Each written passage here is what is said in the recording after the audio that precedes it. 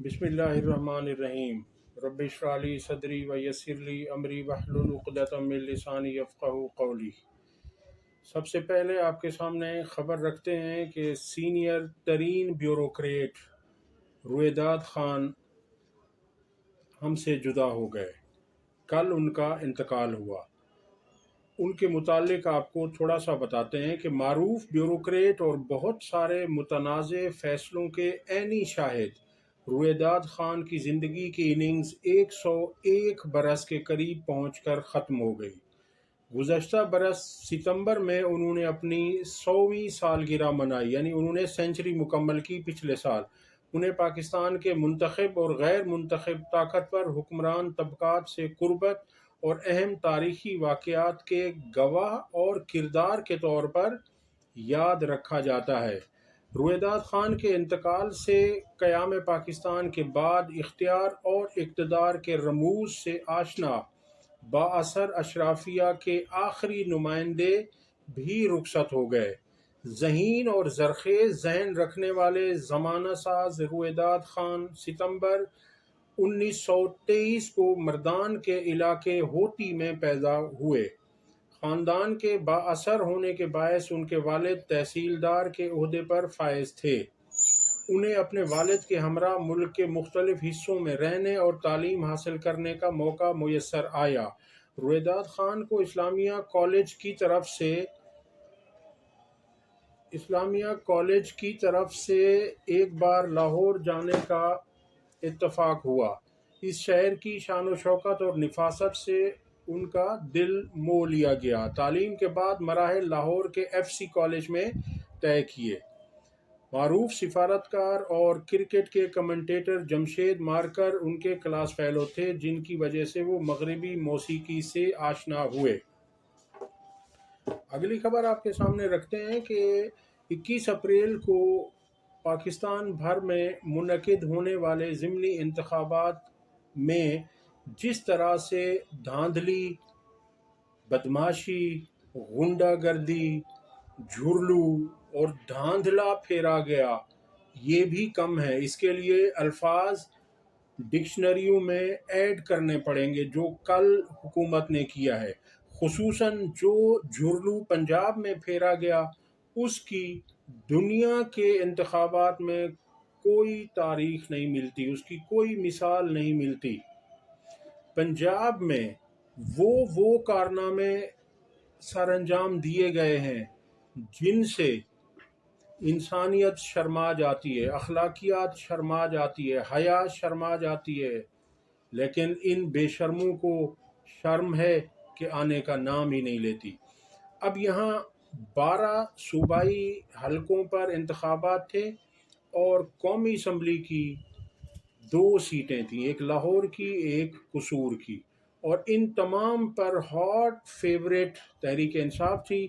मगर सूबाई की 3 नशिस्तें उन जमातों को भी तोहफतन दी गई हैं, जिनमें एक काफ लीग है। काफ लीग के मूसा इलाही जो PP 32 गुजरात से परवेज़ इलाही साहब के मुकाबले में इलेक्शन लड़ रहे थे।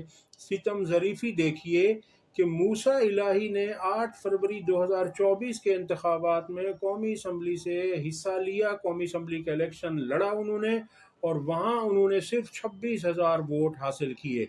और अब सूबाई असम्बली का हल्का, आपके इल्म में होगा कि 2 सूबाई असम्बली के हल्के मिलकर उनके ऊपर कौमी असम्बली का एक हल्का होता है। यानी अब अगर हम देखें तो 8 फरवरी के मुकाबले में आधा हल्का हुआ, क्योंकि 2 सूबाई के होते हैं, एक कौमी के बराबर। तो पिछली दफ़ा उन्होंने कौमी में इलेक्शन लड़ा और सिर्फ 26,000 वोट हासिल किए।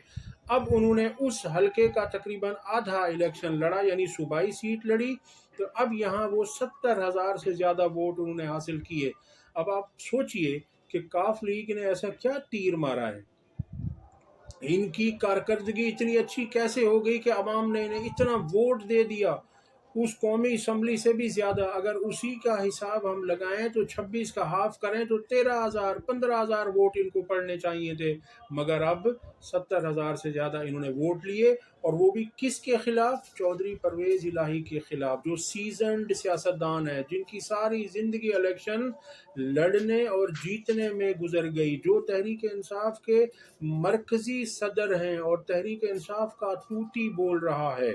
तमाम सर्वेज में आप कोई सर्वे उठाकर देख लें, सब ने यही कहा कि क्लीन स्वीप तहरीक इंसाफ करेगी, मगर उलट हुआ। इसके अलावा सितम ज़रीफ़ी आप देखिए कि रहीम यार खान से भी सूबाई असम्बली की सीट पीपल्स पार्टी को दी गई है, और इसी तरह से लाहौर से एक सूबाई की सीट इस्तेहकाम पाकिस्तान पार्टी को दे दी गई है, जिनके शुएब सिद्दीकी थे।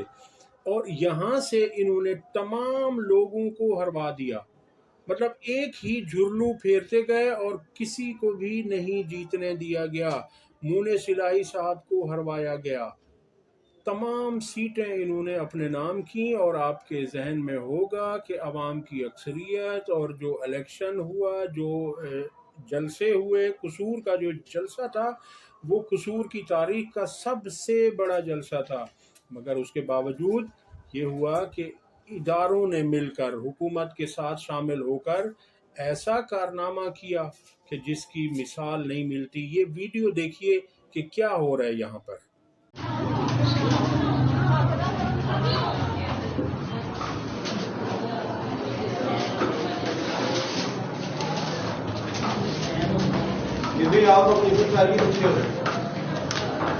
चलो मेरा पुत्र इन्ना तो मैं इख्तियार है ही है ना कि तुसी जो कर रहे हो ਤੁਹਾਡੀਆਂ ਇਹਨਾਂ ना उन्हें कर लईए, इन्ना तो इख्तियार में भी रखनी है।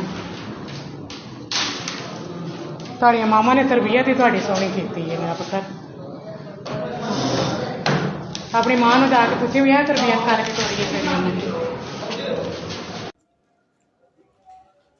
अगली खबर आपके सामने रखते हैं कि राना सनाउल्लाह से सवाल किया गया कि जावेद लतीफ़ कहते हैं कि 8 फरवरी का इलेक्शन जितवाने और हरवाने के लिए करोड़ों रुपए लगाए गए, आप क्या कहते हैं? इसके जवाब में राना सनाउल्लाह ने कहा कि जावेद लतीफ़ मेरे भाई हैं, मगर वो गलत कह रहे हैं।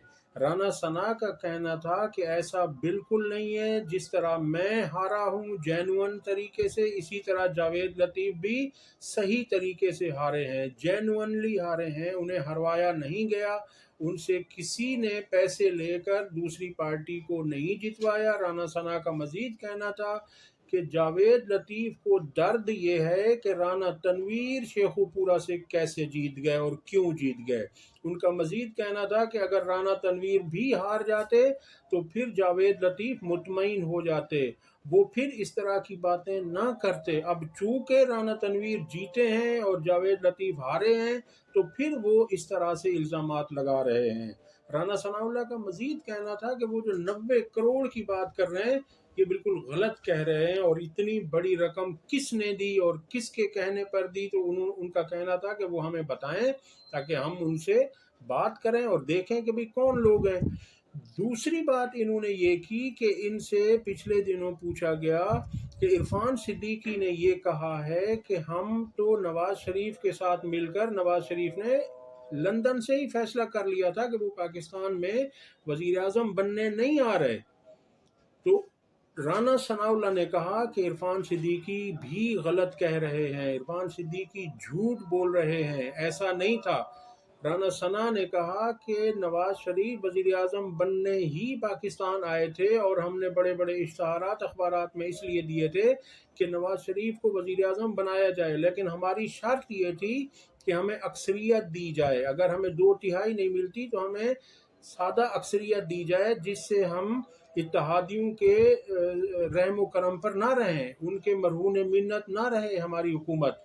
मगर उन्होंने कहा कि जब हमें अक्सरियत नहीं मिली तो फिर ये फैसला किया गया कि शहबाज शरीफ को हुकूमत दी जाए, क्योंकि ऐसी हुकूमत को चलाने के सिर्फ शहबाज शरीफ ही अहल हैं।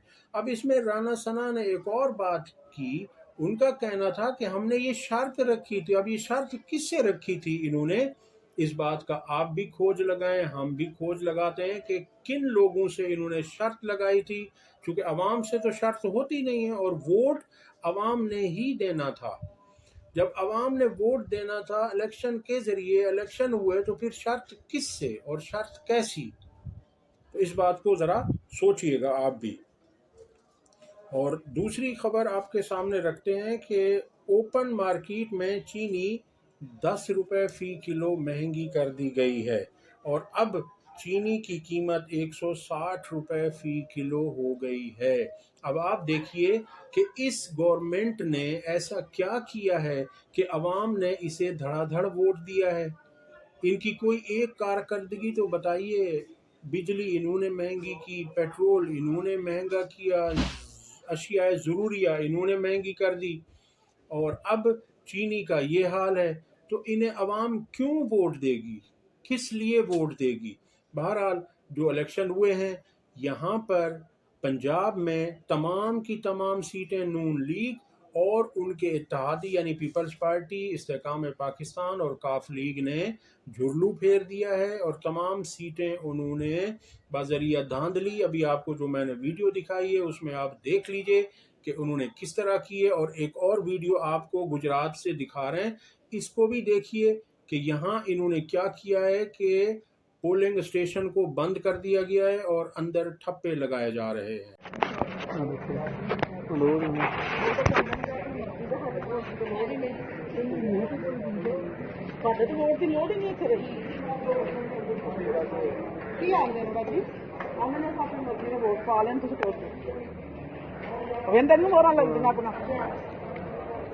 ਡਾਕਟਰ ਨੇ ਵੋਟ ਕਰਦਾ ਜਾਂ ਅਸੀਂ ਲੋਕਾਂ ਨੂੰ ਬੁਲਾਇਆ ਆਪੇ ਕਰ ਲੈਣਾ ਕੰਮ ਕਿਉਂ ਲੋਕਾਂ ਨੇ ਆਈ ਬਣਾ ਕੱਢ ਕੇ ਦਿੱਤੀ ਹੋਰ ਵੀ ਆਈ ਕੰਮ ਆ ਜੋ